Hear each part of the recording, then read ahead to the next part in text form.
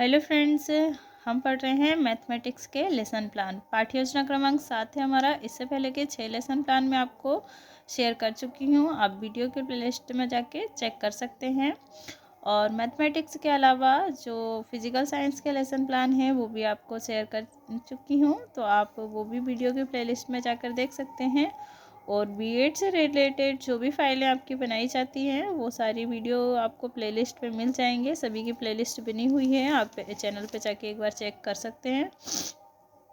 तो चलिए स्टार्ट करते हैं। सबसे पहले जो चीज़ें रहती है तो सभी में आपको सेम रहती है। विद्यालय का नाम, विषय, प्रकरण, दिनांक, कक्षा, कालांश और अवधि, ये सारी चीज़ें तो आपकी सेम ही रहेगी। आपका विषय रहेगा गणित, विषय है आपका रेखा गणित, प्रकरण है आपका कोण,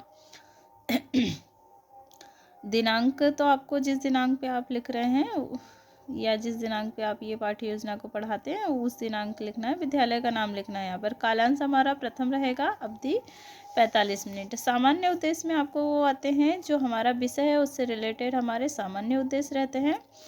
उसके बाद आते हैं हमारे विशिष्ट उद्देश्य। विशिष्ट उद्देश्य में जो हमारा प्रकरण होता है उस पर आधारित होते हैं। जैसे हमारा प्रकरण है कोण, तो ये विशिष्ट उद्देश्य जो हमारे कोण पर आधारित रहेंगे। इसी के बाद आती है शिक्षण सामग्री। समस्त शिक्षण सामग्री में वो आती है, जैसे हम श्याम पटका, चौक का इस्तेमाल तो हर एक टॉपिक को समझाने में करते हैं, तो ये हमारी शिक्षण सामग्री में आएगी। और शिक्षण सहायक सामग्री में वह सामग्री आती है जिसका इस्तेमाल हम विशेषतः प्रकरण को समझाने के लिए करते हैं। जैसे कोण पर आ रहे हैं तो कोण से रिलेटेड लेंगे हम, और अगर हम त्रिभुज पढ़ाते हैं तो उससे रिलेटेड लेते हैं। फिर उसके बाद आती है शिक्षण विधियाँ। तो शिक्षण विधि में जिन जिन विधियों का इस्तेमाल हम कर रहे हैं उनका नाम हम लिखते हैं। पूर्व ज्ञान, जो टॉपिक है उससे संबंधित कोई पूर्व ज्ञान हम लेंगे। फिर आता है प्रस्तावना प्रश्न। मैं आपको डिटेल में नहीं समझा रही हूँ क्योंकि डिटेल में मैंने आपको पिछले वीडियो में समझा दिया है। आप पिछले वीडियो चेक कर सकते हैं, उसमें आपको डिटेल में समझाया हुआ है।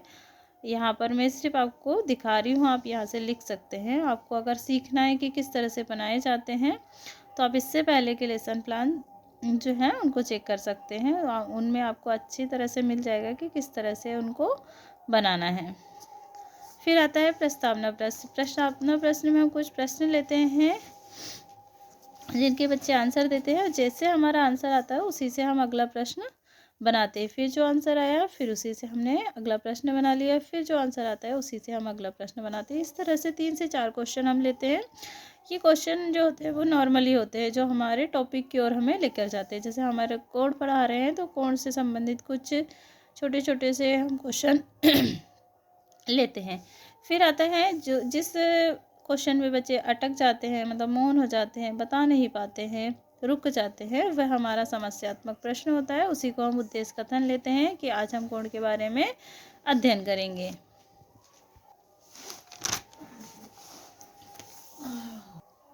इसके पश्चात आता है हमारा प्रस्तुतिकरण। तो प्रस्तुतिकरण में हम देखेंगे कितने कॉलम होते हैं। शिक्षण बिंदु, छात्र अध्यापक क्रिया, छात्र क्रिया, शिक्षण विधि और श्याम पटकार। शिक्षण बिंदु में हम लेंगे कोण।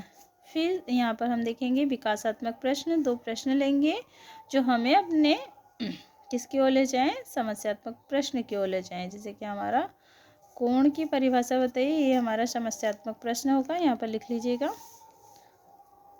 फिर उसके बाद आता है जिस समस्यात्मक प्रश्न है उसको हम समझाएंगे, तो ये उद्देश्य कथन में हो जाएगा। हम परिभाषा देंगे कोण की और फिर बताएंगे कि कोण क्या होता है। छात्र यहाँ पर ध्यानपूर्वक सुनेंगे। प्रदर्शन विधि और व्याख्यान विधि है। कोण बनाकर हम दिखाएंगे, कोण को हम थीटा से प्रदर्शित करते हैं। इस तरह से हम यहाँ पर पूरा समझा देंगे। फिर उसके बाद जो हमने समझाया उसी में से हम क्या करेंगे, क्वेश्चन करते हैं जिन्हें हम बोधात्मक प्रश्न कहते हैं। जैसे कोण किसे कहते हैं और कोण को किस में प्रदर्शित करते हैं, तो ये हमने प्रश्न पूछे, बच्चे उनके आंसर देंगे। ये क्या है, प्रश्नोत्तर विधि है। फिर इसी के पश्चात आता है, हाँ अगर आप लिख नहीं पाए हैं तो ध्यान से थोड़ा सा रुक रुक के लिख लीजिएगा।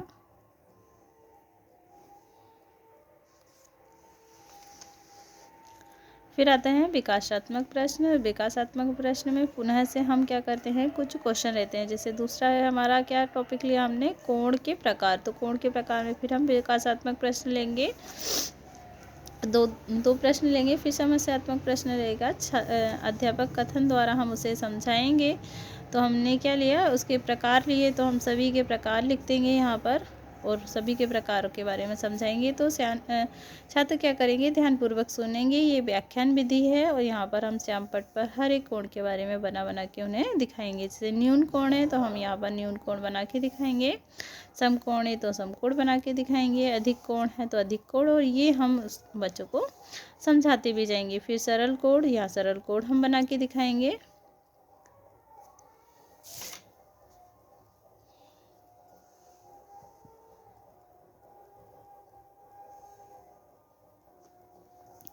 फिर सरल कोण के बाद फिर आता है,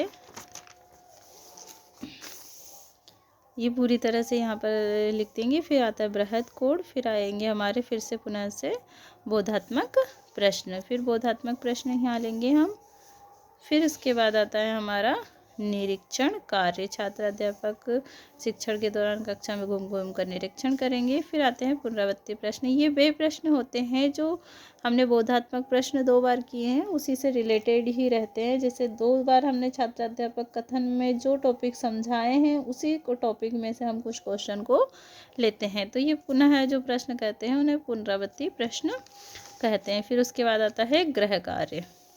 इसी के साथ हमारी ये पाठ्य योजना समाप्त होती है। उम्मीद करती हूँ आपको वीडियो पसंद आया हो। वीडियो पसंद आए तो लाइक कीजिए, चैनल को सब्सक्राइब कीजिए और वीडियो को ज़्यादा से ज़्यादा शेयर कीजिए। आप वीडियो को शेयर नहीं करते हैं, इसलिए चैनल पे ज़्यादा व्यूज़ भी नहीं है और वीडियो पे भी ज़्यादा व्यूज़ नहीं आते हैं। तो आप जितना हो सके वीडियो को ज़्यादा से ज़्यादा शेयर कीजिए, उससे क्या है, मेरा मनोबल भी बढ़ता है। मिलते हैं नए वीडियो में नए टॉपिक के साथ। तब तक के लिए अपना ध्यान रखिएगा। और आपको जैसे ही आपके एग्ज़ाम्स हैं तो थोड़ा सा मुझे उसकी जानकारी दे दीजिएगा कि आपके एग्ज़ाम्स कब है, तो उससे रिलेटेड थ्योरी की भी तैयारी मैं आपको करवा दूँगी।